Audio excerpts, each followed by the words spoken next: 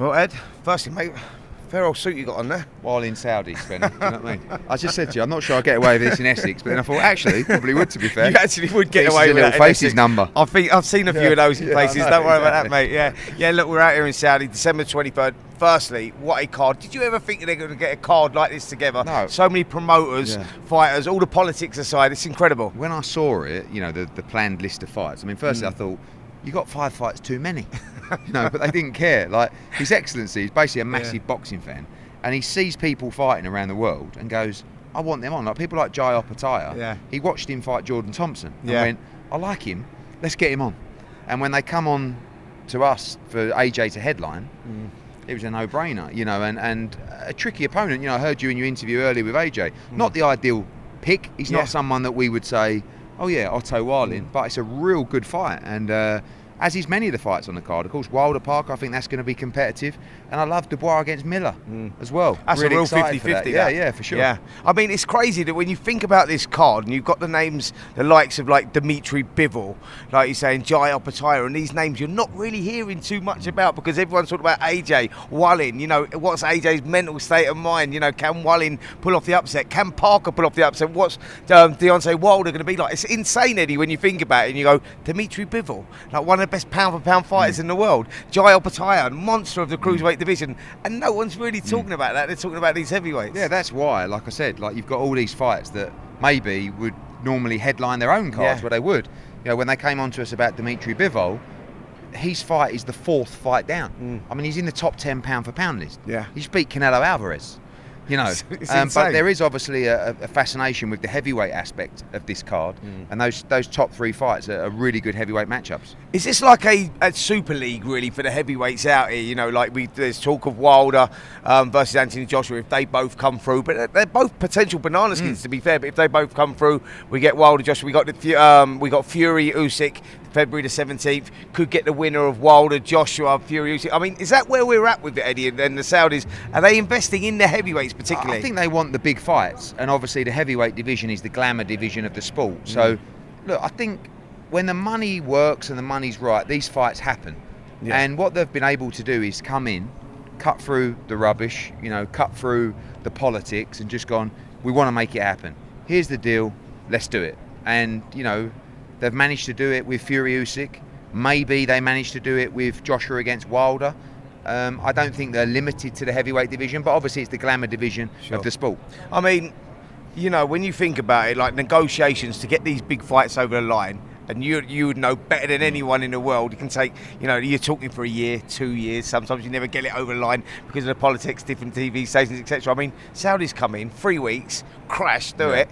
It's just insane, right? Yeah. Is it a changing of the times? Yeah, I hope so. I mean, I think that obviously the financial element is important, but what's quite interesting is the dynamic. You know, you've got a guy who's effectively putting these shows on in His Excellency Turki Al-Sheikh, who's negotiating with both sides. You know, and the reason that maybe a Joshua Wilder fight hasn't happened in the past is because Shelley Finkel said something, or I've said something, Joshua's said something, Wilder's had a go at somebody. So you're trying to have a conversation with Wilder's team to find a middle ground. He's almost like the middleman in the situation to speak individually to the 2 teams. So once he does his deal with us, we're good. Yeah. We don't even have to talk to Shelley Finkel. We don't have to talk to Deontay Wilder. So it takes away that element of, you know, ego, if you like, you know, the history. Also, maybe now, obviously, you've got Deontay Wilder's on DAZN. Before, when we were trying to make the fight, he was a PBC fighter. It's just like, you know, but ultimately, the money side does make things move quicker. Sure. And these guys are receiving the benefits of that and signing up to the big fights for their money as soon as they can. They're taking the politics away from the sport, which is great for the fans. I mean, let's talk about your man, Anthony Joshua, Otto Wallin. It is a potential banana skin. The boys have got history. They know each other well. Wallin feels that Joshua's in the right place. He feels that, you know, he's talking about the psychological side of it, and, you know, he thinks that now Joshua's more vulnerable than ever. Joshua says something totally different. It's a great fight, though. Yeah, it's a tricky fight. You know, he's a guy that we've looked at for the last couple of fights, but when the plan was in place to fight Deontay Wilder, you wouldn't really lead up to that fight with a 6'5" southpaw who's a little bit tricky and awkward. As I said, His Excellency approached us to do Joshua against Wallin. That was the fight we were approached with. AJ said yes. Ben Davison was happy with that fight as well. The they've got history, like you say. They've sparred together. They've fought in the amateurs. But you know, when you look at Wallin's career, he was unlucky not to beat Tyson Fury. You know, in any place, anywhere else in the world, that fight gets stopped. 47 stitches. Yeah, and Wallin wins that fight. He's just beating Gassiev away from home. That's a big win as well. And what I see from Otto Wallin is a lot of confidence. I mean, he's walking around with a little bit of swag, to be honest with you. I saw him yesterday walk past. He was like, I thought, what, mate? Yeah. Oh, you know. I mean, I interviewed him earlier on, and I spoke to him, and I'm like, this geezer truly believes. He does. You know when it's fake, like, you know, fighter on fighter and whatnot, and you're speaking to him and you think, right, you know, we're at a stage now where reality's kicked in, and you're seeing him, you go, he's starting to not fancy this a little bit. You can see it in his eyes, whatever. But mate, he does. He really truly does. believes. He believes that AJ's in decline. Sure. You know, and look, we'll see. I don't think so. I actually think he's fresh. He's in a great place. I haven't heard what I've heard coming out of camp for quite a long time. Yeah. In terms of how he's looking, in terms of what's been happening in sparring. You know, someone like Ben Davison sitting down with me and going, Jesus, this man is an animal. Yeah. You know, I'm like, oh really? Yeah, he's been doing this, he's been doing this. It's like, oh right, okay. I'm hearing he's got that rawness back that was there before, like, what the rumours that I'm hearing, the rumours that are circulating, they're pretty strong ones, to be fair, is saying that AJ's got this like little bit of, and I've seen it here as well actually. When I got here, that edgy bit about him that I haven't seen before. That, you know what I mean? Where he's maybe he's got his beliefs. You know, I think that with Josh, he's not the kind of fighter that you can just sort of, you know, massage his neck and say, "Go on, mate, just get in there and let your hands go." He'll say, "Well, how? What? You know." Why? What's it going to do? You know, he needs to understand the game plan. And Ben Davison and Lee Wiley are kind of like game plan experts. They can pick the plan well, but they can explain it quite well to the fighter. And as long as Josh feels comfortable with the game plan and what he's got to do, he buys in and he gets that confidence. It's like when you go back to the Usyk fight. I don't really think he knew, particularly in the first fight, what to do. Yeah. You know, he went in there and agree. he knew, you know, he was told what to do, but he never really inputted it. He never went through the computer and says, okay, I get it. Now it is. And, you know, for people like Ben Davison, who's on a great run at the moment, to turn around and say, tell you what, watch this on Saturday. You know, I'm excited to see it. And you've still got to do it in the ring. Yeah. But when you're sparring like that and, you know, you're putting that kind of hurt on people, we haven't seen that for the last 3, 4, 5 fights. Yeah, and I just feel like, you know, he's been looking for that connection, if you like, and I think he's got it. That's so important with a boxer. Like a boxer trainer is like a father-son sort of relationship. You need to get that chemistry between the two. AJ tells me he's exactly got that with Ben Davison, and that will add that confidence that he needs. And funny enough, speaking to him, he was talking about the way the game plan was going to go, and I said, you know, Wallin's going to run, don't you? And he went, will he? He went, well, if he comes. So he's saying to me, he's got an A plan, a B plan. He said, well, I don't know where I'm going to go. Yeah, I might go on the back foot, I might go, but there was something about him talking like he had a game plan, which I haven't really heard from him, you know, in recent times. Yeah, and I just think Ben's a bit of a master at that. You know, him and, like I said, Lee Wiley, they kind of like, you know, got a system in place. If you look at the success of Lee Wood, even Jordan Gill the other week, they do a lot of work with Devin Haney. You know, they're very good at assessing fighters and what you got to do. And AJ's got to use his attributes. We know that, and his attributes are he's got unbelievable hand speed. You know, and you know he's a monstrous puncher. He's got a great jab, but what he's done over the years is he's actually improved the other assets of his game. Yeah. His defence is much, much better now. You know, he knows how to catch shots. He knows how to use his feet to get in and out of range.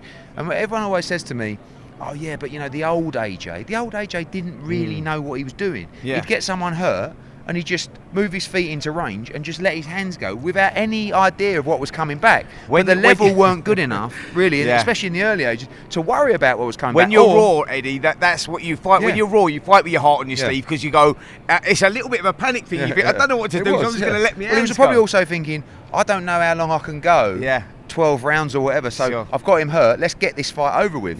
As he gets more experience, he starts getting in a few wars. You know, he gets dropped by Klitschko, obviously he loses to Andy Ruiz, and I think he thinks to himself, like a lot of fighters do, even Klitschko himself when he got beat by Corey Sanders, just a little bit of, okay, I need to change a little bit here. If I want longevity in my career, I need to be a little bit smarter. So I want him to get that sort of violence back, if you want, but now he's got other assets to his game. If he needs to defend, he can. If he needs to box off the back foot, he can. But I do think you'll see a more aggressive Anthony Joshua on Saturday. Look, we've got some unbelievable fights on the card. Like I said, Deontay Wilder, Joseph Parker's a tough fight as well. Tough one to pick, you know. And we've got like Jarrell Miller versus Daniel Dubois. Another good fight, another exciting fight. Out of all the fights on there, Jai Opetaia, Dimitri Bivol, what one do you think that could be an upset? That potentially, what one stands out for you where you go like? Probably if you're talking about upsets, you know, I don't see Lyndon Arthur beating Dimitri Bivol. No. I don't see Chisora beating Jai Opetaia. I think maybe Joseph Parker. You know, I think Wilder's been out of the ring for a long time. Joseph seems to really have his head on in training camps, coming off a decent performance. Like I said on the stream the other day, I don't really rate Deontay Wilder. And I know it's a weird thing to say, but it's like, I rate his power. Yeah. But if you took his power away, Joseph Parker would beat him all day long. Yeah. Right?